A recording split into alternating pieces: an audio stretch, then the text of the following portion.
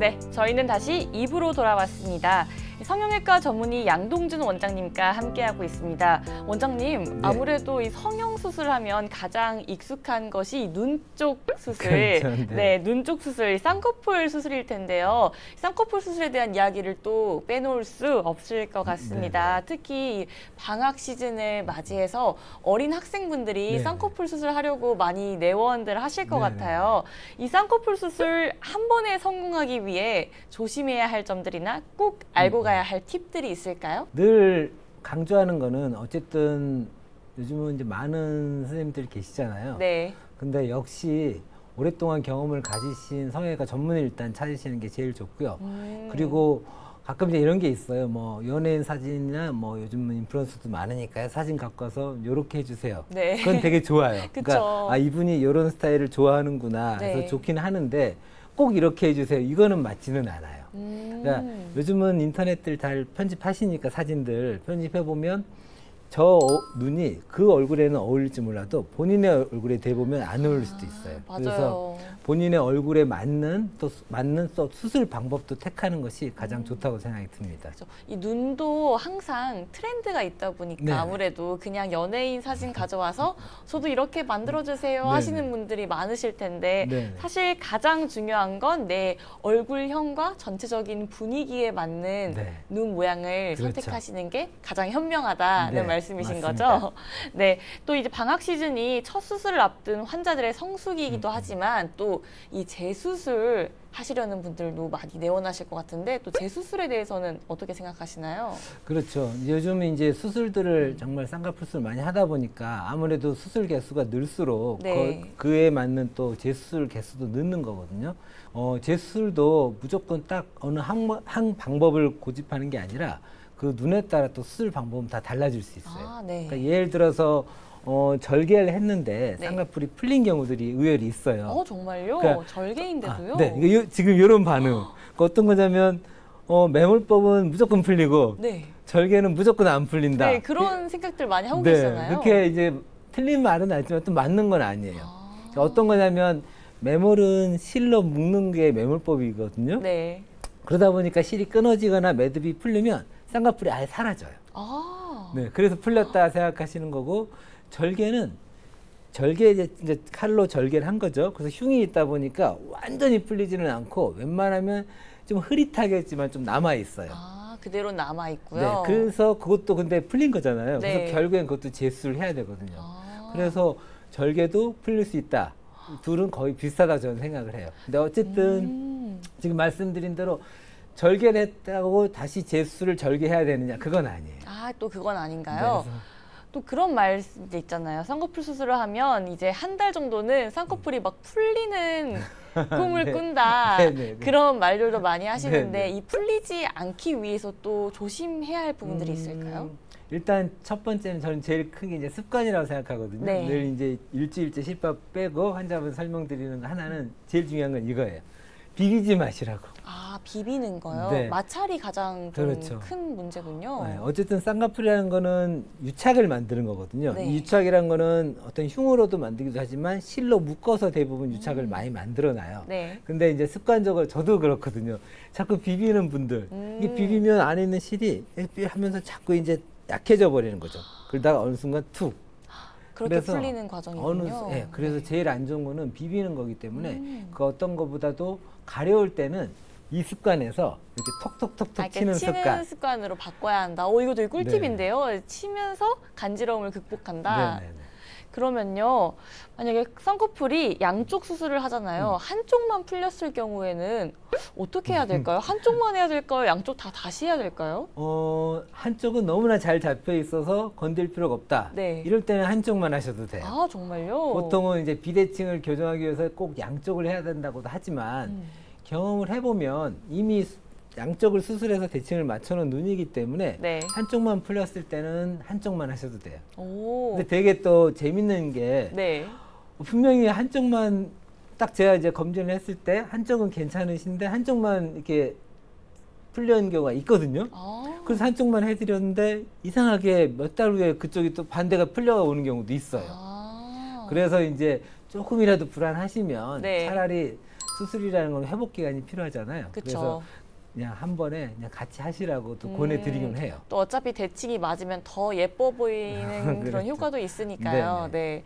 그러면요, 제가 듣기로는 이 쌍꺼풀은 이 매몰법이라는 기법은 쓴 것만 풀리고 또 절개법으로 수술을 하면 절대 뭐 풀리지 않는다 이렇게 생각하시는 분들 되게 많으시잖아요. 그렇죠. 네네. 그런데 풀리는 게 너무 두려우시면 모두 다 절개법으로만 수술을 하면 되는 거 아닌가요?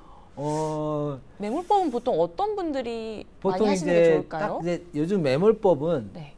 예전에는 학생들이 많이 했지만 지금은 학생들이라서 매몰법을 잘 못해요. 아, 오히려요? 왜냐하면 요즘은 테이프 많이 붙이잖아요. 이미 늘어나 이미 있는. 늘어났어요, 오랫동안. 네네. 근데 그 학생들의 심리도 이해하는 게 오랫동안 쌍꺼풀을 만들고 학교를 갔었기 때문에 그렇죠. 이거 안 붙이고는 이제 학교를 못 가요. 맞아요. 네, 그래서 엄마나 부모님들은 아니 왜 그걸 붙이고 가느냐. 그거 아침에 늦잠 자서 시간도 없는데 그 시간 또 쪼개서 막 불 붙이고 있잖아요. 그렇죠. 그래서 그래도 학생들은 이걸 붙이고는 안 붙이고는 학교 절대 못 간다. 그럼요. 그래서 빨리 그냥 차라리 수술 시켜라라고 하거든요. 그만큼 이제 요즘 학생들도 피부들이 늘어난 상태이기 때문에 한마디로 피부가 늘어짐이 없으면 매몰법, 아, 네. 늘어져 있어서 덮여 있다 그러면 피부를 잘라주는 절개법을 택해야 돼요. 아, 그럼 매몰법과 절개법이 이제 수술 결과에서는 또 어떤 차이가 가장 클까요? 어떻게 보면 가장 간단한 게 저는 가장 좋은 거라고 생각하거든요. 네. 그러니까 수술이 당연히 막 찢고 뭔가를 막 하는 절개법보다는 구멍 5개나 뭐 7개, 9개만 내서 실로만 묶어주는 매몰이 간단해요. 아, 네, 그렇죠. 수술 시간도 매몰 개수를 몇 개 하냐에 따라서 뭐 15분에서 30분 이 정도밖에 안 걸리는데 네. 절개는 최소 1시간 아. 또 좀 더 걸린다 그러면 2시간까지도 걸려요. 아, 정말요? 정말 오래 그러니까 걸리네요. 오래 걸리죠. 네. 그리고 그 오래 걸린 것만큼 또 조직을 많이 만지는 것만큼 회복 시간도 차이가 많아요. 그럼 자연스러움의 차이도 클까요? 그렇죠. 그러니까 초기 자연스러움은 매몰이 당연히 빨라요. 네. 그래서 매몰로 할 수 있는 케이스에서는 굳이 매몰을 해야지 네. 풀릴 거 걱정을 해서 절개하는 경우는 저는 답은 아니라고 생각하는데 아, 네. 이것도 뭐 끝까지 우기신다 그러면 의사인 제가 뭐 권하긴 하지만 그쵸. 제가 눕혀놓고 절개하겠습니다 해는 설명했는데 매몰로 할 수는 없잖아요. 네, 그래서 그렇죠. 그래도 어쨌든 되도록이면 전문의의 설명을 듣고 좀 따라주시는 게 제일 좋을 것 같습니다. 그 소시지 쌍꺼풀에 대한 두려움들이 굉장히 그렇죠. 많으시잖아요. 소시지 쌍꺼풀은 절개법에서만 나오는 그런 결과인가요? 그렇지 않아요. 그렇지 않아요? 네, 소세지라는 게 통통해서 부르는 말이잖아요. 네네. 그 이름 참 잘 진 건데 이제 보시면 피부가 이렇게 팽팽해야지 소세지가 아닌데 네. 이렇게 똥똥하게 나온 게 이게 소세지거든요. 그렇죠, 그렇죠. 이게 왜 생기냐면 원래는 이제 쌍꺼풀을 타이트하게 이높이에서 만들어 줘야 되는데 네. 가끔 쌍꺼풀 크게 만드는 경우가 있거든요. 아. 절개든 매몰이든 상관이 없습니다. 얘를 크게 만들어 놓고 네. 쌍꺼풀이 낮게 잡히면 이렇게 접히는 거예요. 아. 그래서 소세지가 되는 거예요. 그래서 소세지가 되는 거군요. 네, 한마디로 피부가 남은 거라고 생각하시면 돼요. 아, 이게 그 수술 방법의 문제가 아니라 높이 설정의 차이 때문에 네네. 일어나는 그런 결과였군요. 네네, 맞습니다. 아, 정말 처음 알았는데 그럼 절개법으로도 자연스러운 라인은 얼마든지 만들 수 있다. 그 만들 수 말씀해 있어요. 주시는 거죠? 네네. 아, 정말 신기한데요. 그러면 이제 또 이런 절개법과 매몰법의 장단점이 각자 있잖아요. 이런 어떤 장단점을 고려했을 때 어떤 분이 매몰법, 어떤 분이 절개법 이렇게 추천을 한다 이런 거 있으실까요? 그러니까 일단은 네. 일을 하는 분이 절개하면 아무래도 회복이 오래 걸리잖아요. 네.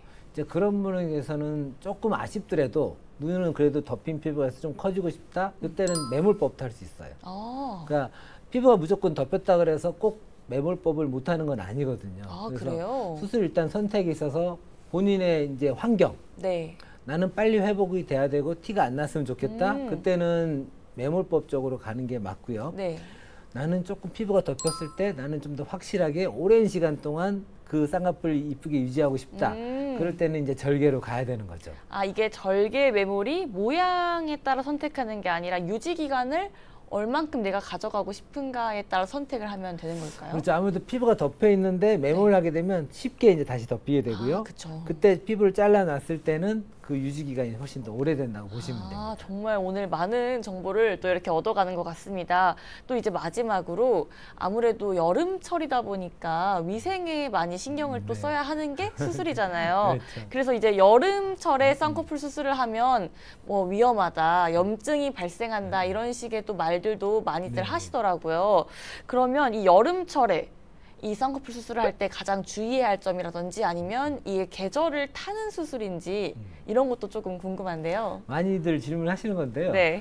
요즘 항생제가 잘 발달되어 있고 소독이 잘 돼 있고 요즘 뭐 그렇게 개인 위생들 때 많이 신경을 쓰잖아요. 그래서 여름철이라고 무덥고 습하다 그래서 염증이 더 생기는 건 아니니까 걱정하지 않으셔도 돼요. 그냥 편하게 네. 병원에 오셔서 상담 받고 시간이 되신 계절에 수술을 받으시는 걸 추천드립니다.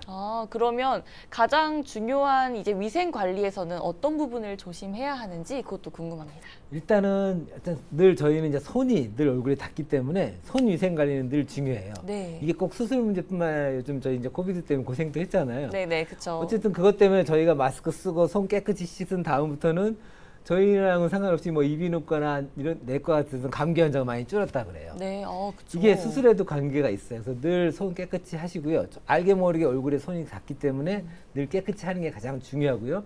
그 다음에 피곤하지 않게 술, 담배 이거 절대 안 돼요. 술, 담배는 절대 안 네, 된다. 절대 안 됩니다. 네. 그것도 꼭 언제부터 술, 담배 할 수 있냐 꼭 물어보시는데 최소 한두 달은 참아주시는 게 좋아요. 네.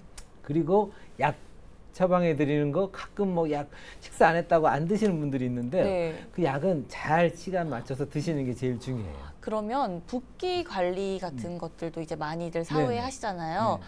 뭐 이제 앉아서 자시는 분들도 있고요. 뭐 호박죽을 드시는 네네. 분들도 있는데 뭐 이런 것들이 다 정말 의미가 있는 그런 관리인 건가요? 효과가 아예 없지는 않아요. 네. 그래서 뭐 호박즙도 일종의 어쨌든 이뇨작용도 있고 하니까 드시는 게 뭐 나쁘지는 않아요. 네. 그리고 수술 전에도 약으로 처방하는 것들도 있고요. 붓기를 빼는 약들도 있고 쌍꺼풀에서는 특히 네.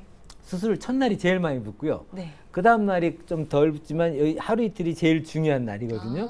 이때 얼음 마사지를 정말 잘 해주셔야 돼요. 그때 얼음 마사지가 네. 눈 제일 모양을 또 중요하다. 결정한다. 네. 이때 많이 부어버리면 붓기 빠지는 시간도 오래 걸리시니까 이 3일까지는 열심히 얼음 마사지를 해주시는 게 가장 중요합니다. 3일이 골든타임이다. 네, 3일까지는 꼭 얼음 마사지 잘 해주시는 걸로 아시면 될 것 같습니다.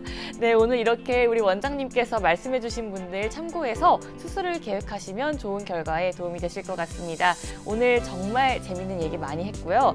이 시간 함께 해주신 분은 성형외과 전문의 양동준 원장님이셨고요. 저희는 여기서 인사드리겠습니다. 네, 원장님 감사합니다. 네, 고맙습니다.